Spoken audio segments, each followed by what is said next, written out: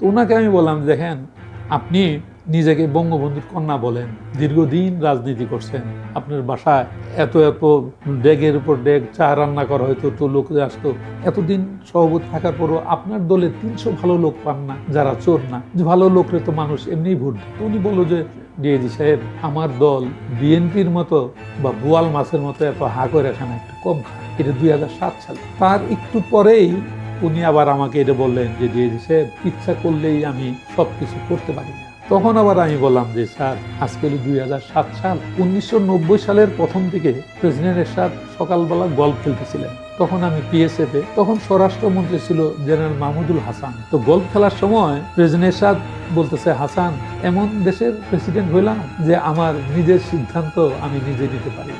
এই কথার প্রেসিডেন্ট এরশাদ বলেন 1990 সালে, তার 17 বছর পরে শেখ হাসিনা একই কথা বললেন যে আমার ইচ্ছা